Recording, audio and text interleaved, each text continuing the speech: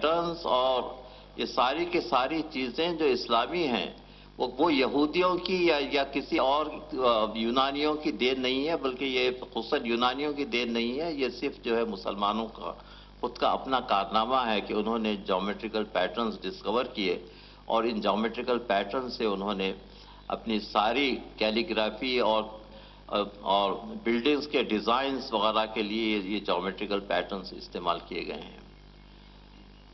اس کے بعد اور ایک چیز جو آپ کو بہت ہی نمایاں نظر آئے گی اسلامک کیلیگرافی میں، وہ رنگوں کا استعمال ہے۔ سب سے پہلے سفید رنگ ہے۔ سفید رنگ کیا چیز؟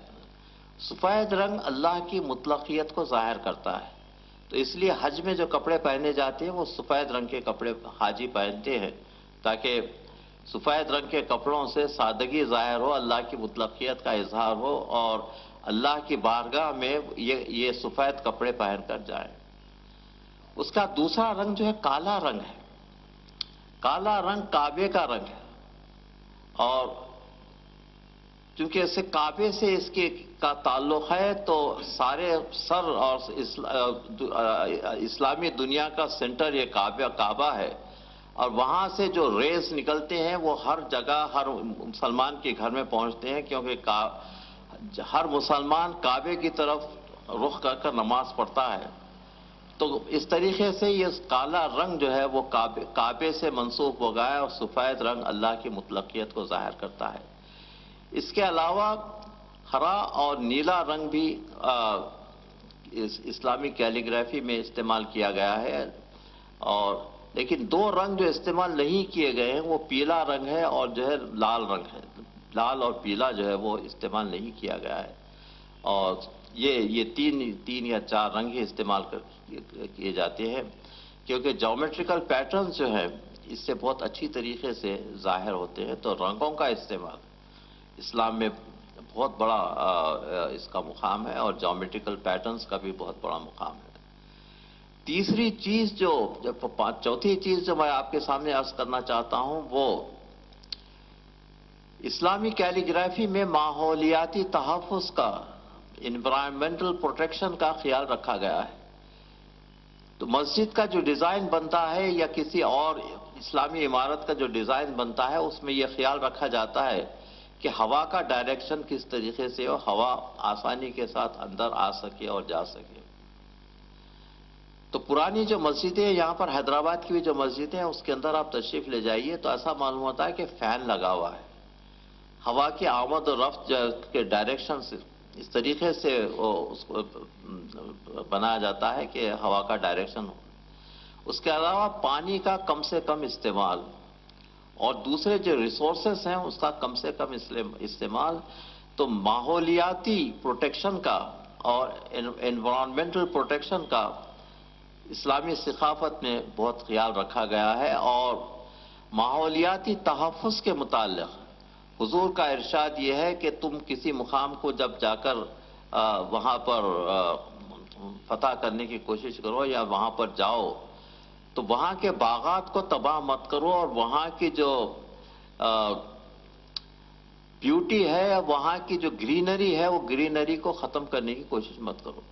تو اسلام انوائرمنٹل پروٹیکشن کا حامل ہے، وہ چاہتا ہے کہ جو نیچرل پیٹرن ہے وہ باقی رہے، اور انسان جو ہے اس میں اور آگے بڑھ کر انوائرمنٹل پروٹیکشن میں کام کرتا رہے۔ تو رنگوں کا مناسب استعمال، انوائرمنٹل پروٹیکشن، یہ ساری کی ساری چیزیں اسلامی کیلیگرافی کا حصہ بن چکی ہیں۔ اس کے علاوہ جو چیز اسلامی کیلیگرافی کی ہے وہ حکمت الہیہ کا استعمال، اور حکمت الہیہ کے متعلق اللہ کہتا ہے کہ جس کو اللہ چاہتا ہے اس کو حکمت دیتا ہے، تو عرفان اور حکمت کا جو کمبینیشن ہے اس کیلیگرافی میں وہ حکمت الہیہ سے مختص ہے۔ اس کے بعد جو چیز میں آپ کے سامنے عرض کرنا چاہتا ہوں وہ اسلام کا صوتی جو ہے معجزہ، آواز کا معجزہ، صوتی معجزہ۔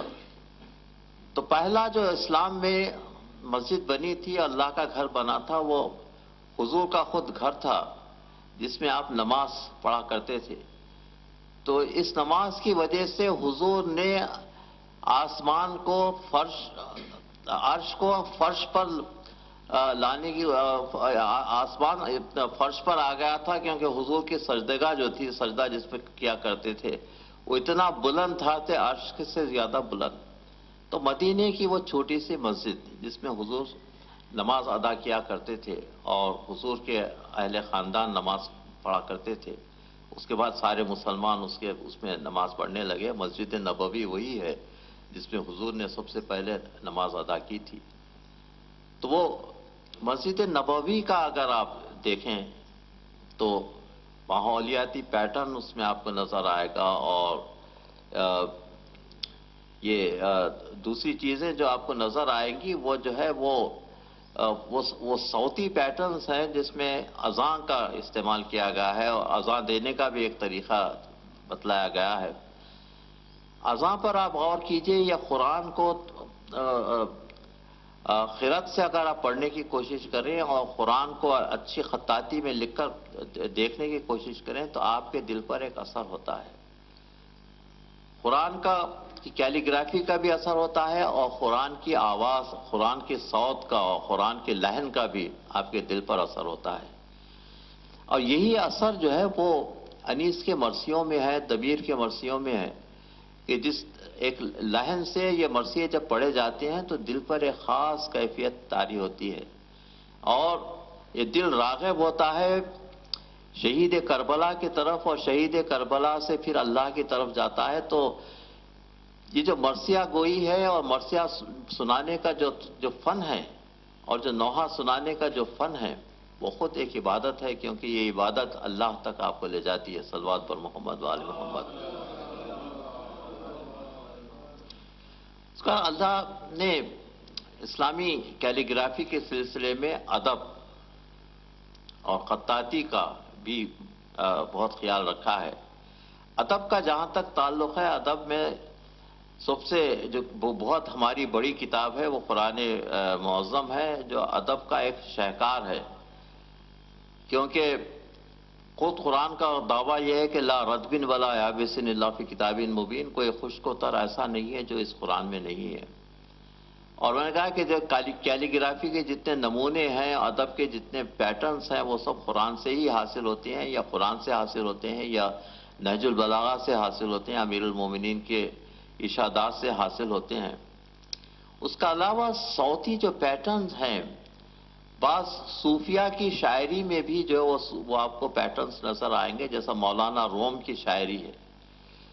مولانا روم کا کلام ہے، شمس تبریز کا کلام ہے، مولانا روم کا کلام ہے. وہ خاص لحن سے پڑھا جاتا ہے، اس طریقے سے پڑھا جاتا ہے کہ اس کو سننے کے بعد انسان کا قلب بڑا متاثر ہوتا ہے اور اللہ کی طرف راغب ہوتا ہے. تو مرثیہ گوئی ہو یا ادب ہو، یہ سب ساری کی ساری چیزیں اللہ کی طرف لے جاتی ہیں، جو اسلامی ثقافت کی شان ہے. اور یہ ساری کی ساری چیزیں منطقی استدلال اور کا بھی نتیجہ ہے، اور عقلیت کا بھی نتیجہ ہے، منطق کا بھی نتیجہ ہے، اور ساری کی ساری چیزیں اللہ تک پہنچاتی ہیں. صلوات بر محمد وآل محمد.